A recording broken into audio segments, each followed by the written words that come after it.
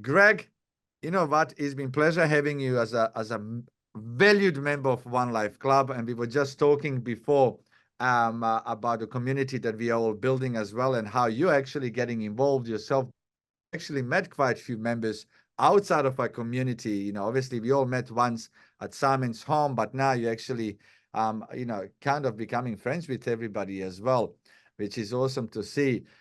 Greg, you are, I won't call you accountant because you definitely that and everything else, but make us understand what you do work-wise, Look, business-wise. yeah, so I do focus purely on accounting at the moment, but look, my journey started at 19. It was my, I guess, sorry, 18. It was my parents' financial advisor and mortgage broker that hired me. I was back then, Emil, I was black hair. I was a nerd. I couldn't speak. But I started getting to At that time, I had black hair too, but I started to meet this guy because I saw the difference that getting some, I guess, some simple, straightforward advice made to my parents. And I guess I saw that benefit as being a child.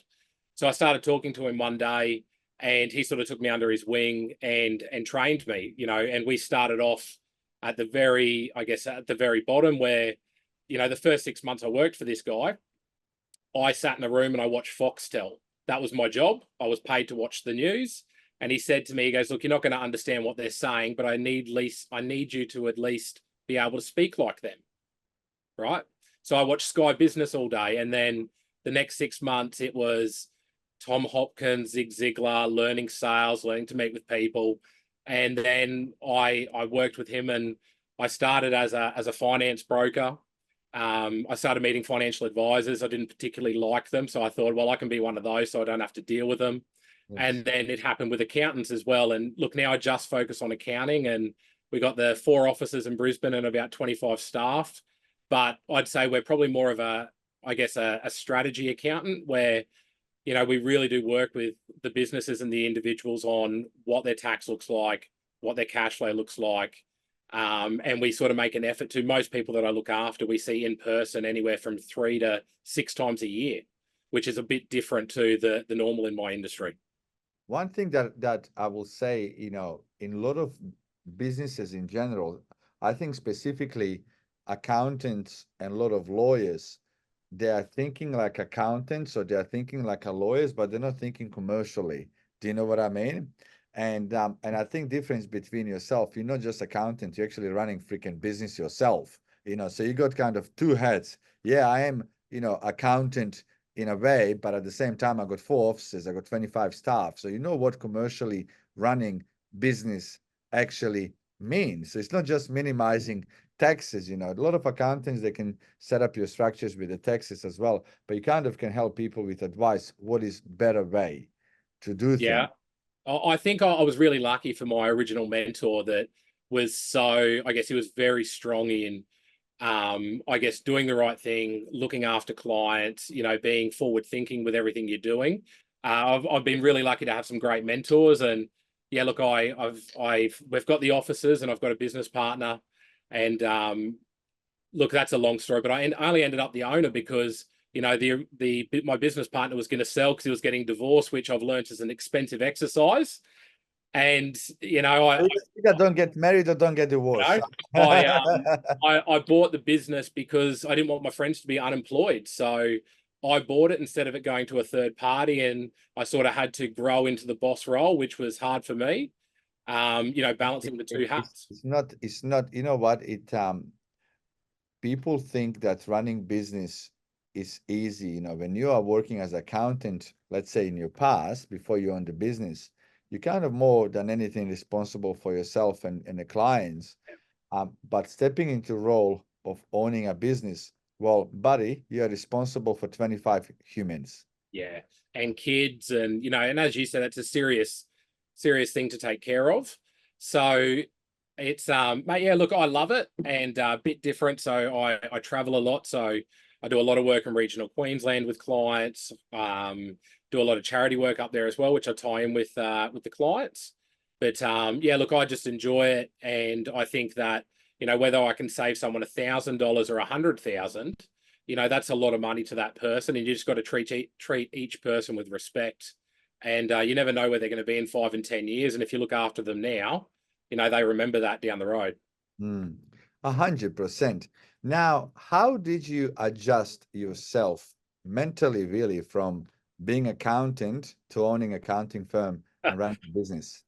Look, it took a long time. I'd say it took 6 months of really sort of trying to balance wearing two hats. And I think it was just, when you're on the front end, similar to, I guess, a lot of your agents, you don't care about the back end. It's all about looking after the client, giving them a great experience and bringing money in the door. And, transitioning and trying to go from that. And then, 30 minutes later, you're looking at balance sheets and, you've got people asking for pay rises. So you're trying to work out, what's commercial. So look, initially I did try and fight it, and I tried to palm everything off to my business partner to say, look, you run it, I'll do what I'm comfortable with. But then, I was really lucky that he didn't let me do that. And he said, look, you need to do this, or you're never going to grow. So, he really did push me to be involved in it. And I think just the more you get involved in it, I just got comfortable with it. And, transitioning from being the friend to the boss, that was probably the hardest bit. Looking back now, what's easier? What's easier? Yep. Running a business or just being accountant and not worry about it? I got paid far more just being the accountant. I'll tell you that much. It You know was what? less stress. But I would say that I get more satisfaction running the business, because it's something I'm not as good at. So that was a big part for wanting to join One Life Club, is that, I know that that's not my strength. And I want to work on it. So I get a lot more satisfaction from that role, but definitely, I finished up in a wine and whiskey bar in Bargara last night, and, sitting there with them at midnight, going through, working things out. You walk out at midnight and, you're absolutely on another level. I love it, and then you get in the car and drive home 2 hours later. There's no feeling like sort of closing that deal and helping the client. Yeah. One thing that I even say to a lot of, somebody asked me the same question today: what's easier, being a real estate agent or running, we have 10 offices now and we're about to open freaking 4 more. And what's easy? Well, short term, as an agent, you make a lot more money. You can make 3, 4, 5, $6 million. But long term, owning real estate offices is better because you're building a sellable business, a scalable business. And, because as an accountant yourself, and you're accountant, you had to be practicing charging people your hourly rate or whatever you charge every single day. But, if you build accounting firm to 300 accountants, well, then you can have multiple partners that you can pretty much step out if you want to. So short term, yes, being individually in a workspace could be better, but looking 20 years ahead, it's a different story. Yeah, absolutely. So look, I'm enjoying it so far. Some days are harder than others, which I guess you and everyone else in the club can appreciate. But, I think I've now found that balance between, the friend, the work colleague, and the boss. And I probably run it a bit more, unorthodox than most. That, I sort of take the approach that, I get in there with them every day. I don't ask them to do anything that I won't do myself. So I'm still chasing up debtors. I chase up documents, so they sort of see me. That's how you're earning their respect as well. And the same thing even with me, yes, I run the company, but at the end of the day, you have to be on everybody else's level too. It doesn't mean if you're leader of the company that you're a better human. You know what I mean? So end of the day, as much as we want to be tough at work, we got to be respectful and good to them as well. I mean, if people are taking advantage of us, there's a door, get the fuck out fast. You know what I mean? But for the good humans, we got to lead by example. Yeah, absolutely. So yeah, look, I love it. So I can't ever see myself stopping. Whether it's accounting or something else, but I haven't found anything else that sort of gives you that thrill and satisfaction of meeting someone, taking them on a journey, helping them with their problem, and I love it because you can be completely honest and you get paid really well for helping them. It's a win-win. So I really love it. Oh, absolutely. Looking back over the time from day that you started owning the business till today, what would you say is the hardest and most challenging thing about running a business? The hardest thing sometimes is, we've got a lot of great staff, and unfortunately, there's been a few bad apples over the years that have stolen. We had one staff member steal money. We had one steal, IP, and sometimes it's been hard over those years to sort of not take that view of fuck it, they're all bad. Yes. Like the first time that one of that happened, I was like, that's it. I'm not eating lunch with anyone anymore. All good to me. And they picked up pretty quick that something had changed, and learning that yes, I'm going to have some bad apples along the way, but 99% of the people are good people. Yes. And one of them I actually messaged you about, and I said, Emil, what do I do? And you said, fucking get rid of him quick. So I think it was 24 hours later, he got the boot. So But he's probably not going to be on your Christmas card list. but look, I tell you something. Look at us. It's 7:20, and when we finish this, there's a good chance both of us will work till 10 o'clock. Yes. Now, the bad news is it's not going to be the last time two of us work till 10 o'clock. It's probably going to be another 2,000 times. I give everything to work that I do, and I do my best to create a great workspace. And because I live for my business and people in it, I can't allow one bad person to affect everything else I'm working hard for and everybody else in my business.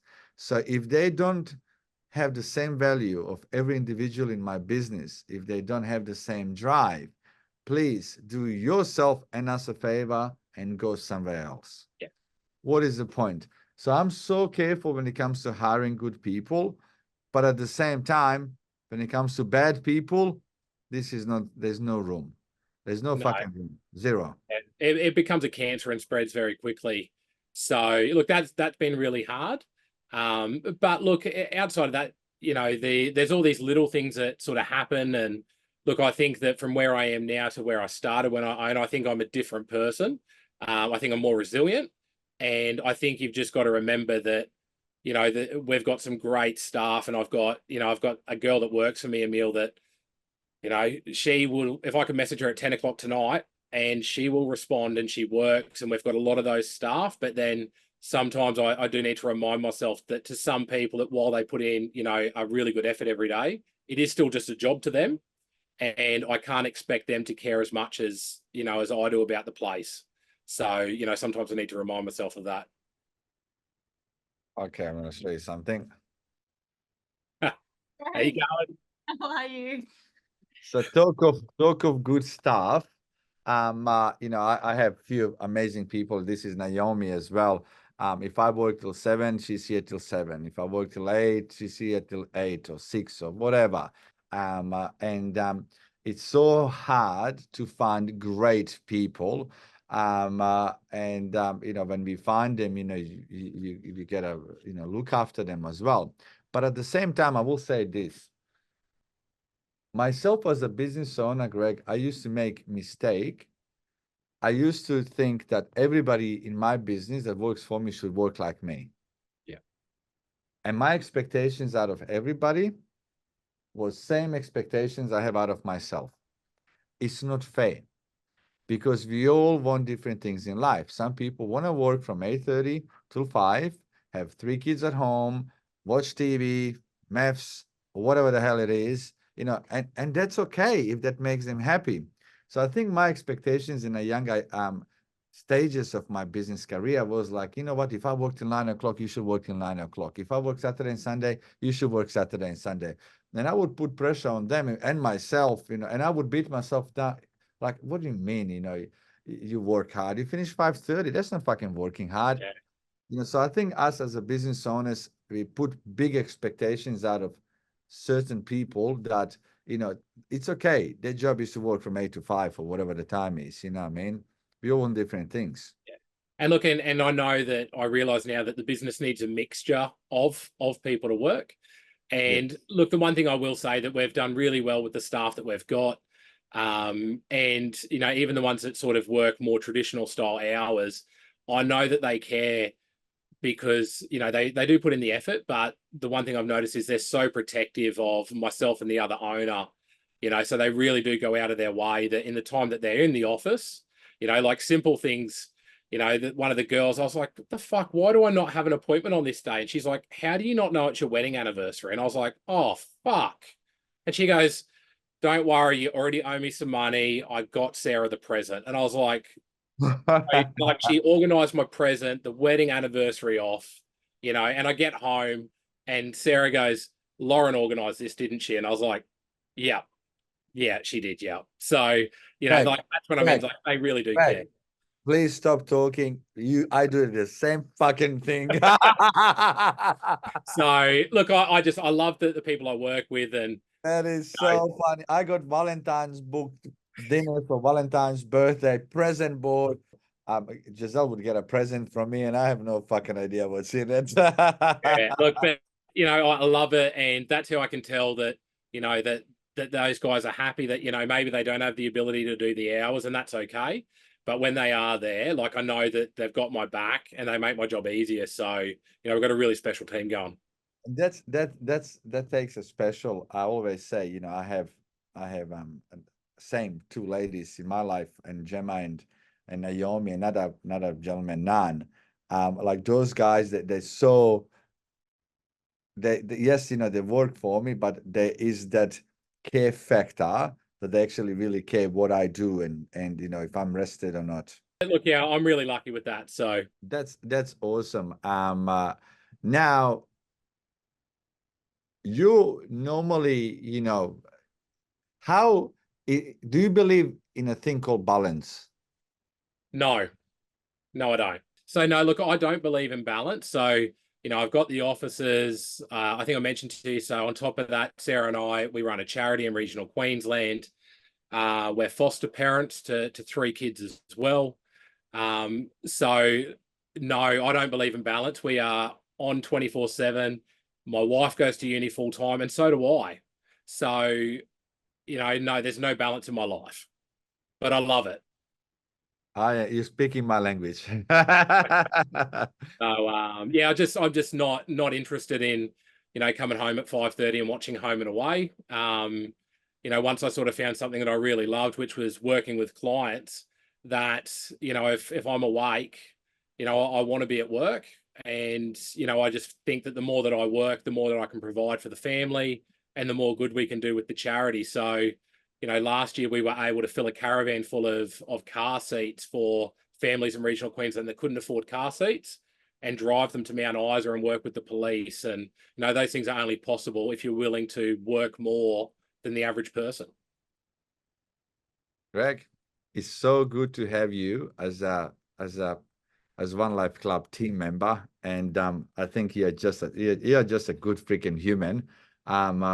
I think you just remind me of me because just you dare to give it a freaking go like I do and all of us do, and keep having fun while you're doing it. It's been freaking pleasure, and I look forward to catching up in person again. Thank you. Appreciate it, Emil. Have a great night. Don't work too late. Thank you, buddy. See you, mate. Bye.